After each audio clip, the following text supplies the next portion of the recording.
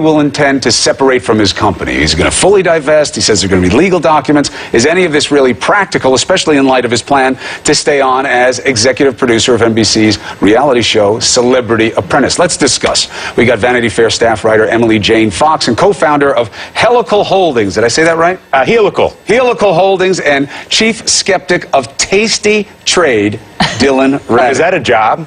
Wow. Did you design, is that, do we have to call you that? Chief skeptic? That's optional. Trade. But that's one word, entirely optional. But it is, you know, at your discretion. I feel like you enjoy saying it. I do. He does. I do. I'm okay with it. What's not to like? Yeah. So, when you see this from when you see this from the outside, Donald Trump was in part elected because of his business prowess, because of his reputation. Now, this talk about conflicts, making sure that there's no double dealing. Can he sufficiently separate from what is essentially a brand business? Absolutely. I mean, it's self-evident that he can't separate. Whatever he does is optical. It is not structural. It's impossible to have a brand in a global real estate empire. This is not unique to Donald Trump, by the way. It's not that Donald Trump's a bad guy. You cannot structurally have a global multi-billion-dollar real estate empire across countries of the world and be president of the United States and not be conflicted. Now, I think this is a fantastic development for America because I believe for the first time the conflicts that have been present in our government at senior levels are now out in the open. So rather than having the more subtle or hidden conflicts that we've had in the past, whether it's with Reagan or Bush or down the line, Obama for that matter, now we are blatantly and openly conflicted in a way that allows us to be more honest, Allison, about where we are in our country and maybe, I think, move towards some reforms over the next 10 years. That's the point. Where does that take us? No, where it takes us is the realization that we can no longer allow these two political parties to be responsible for selecting the candidates for president of the United States. We have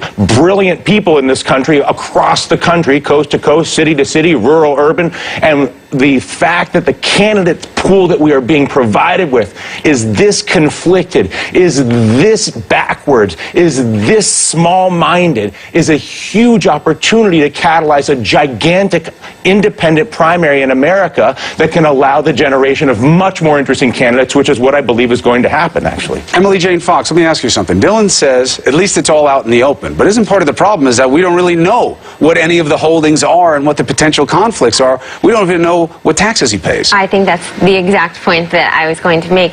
We have no idea what the conflicts are. We know that there are conflicts, and you're right that that is out in the open. Or at least potential ones. But potential, there's the potential for conflict.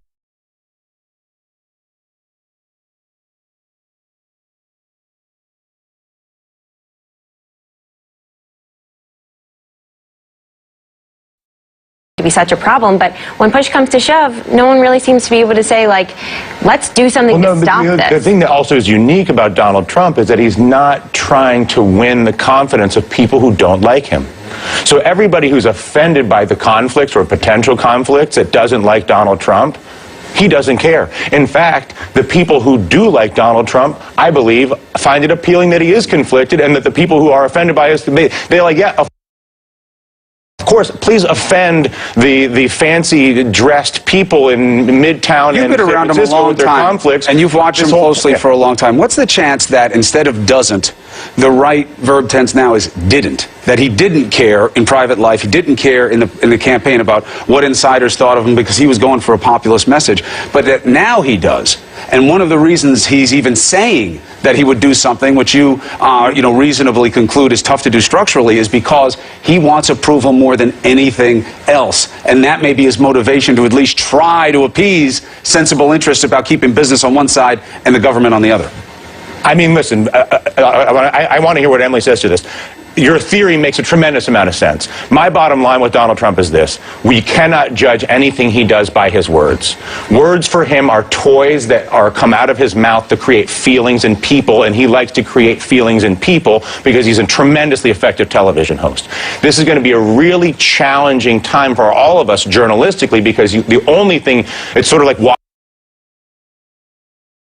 the ball. It's like when you're playing, like what he says or what he does means nothing. Literal actions that the administration takes, and that really is the only fact that exists. I think that there are also a lot of people around him who are yesing him and saying, everyone's supporting you. That's a way to manage Donald Trump, because he actually doesn't do well with criticism. You've seen that a million times. That's why he strikes people on Twitter, because people really get to him when they criticize him. There's no need for you to explain that to the two Italians sitting in front of you right now. Very true. So, Dylan, let's segue to, this seems like your natural milieu to sit around a table and argue things about politics, but what have you been up to since you got out of this racket? Well, that's a loaded question, because I know you know the answer, but as you guys know, I left full-time in this particular business about 4 years ago, and we built a business with really inspired by combat veterans. It was actually Marine combat veterans that came up with the idea for the business, inspired the idea for the business,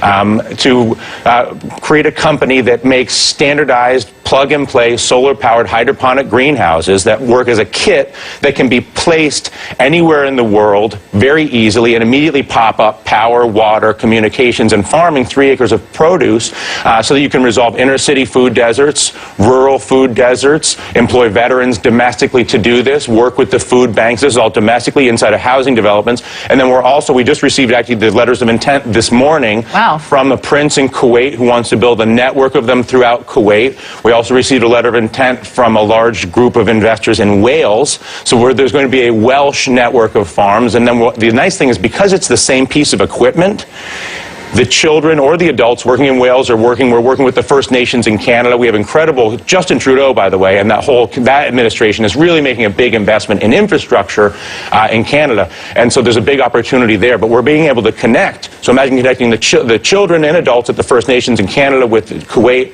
with Louisiana.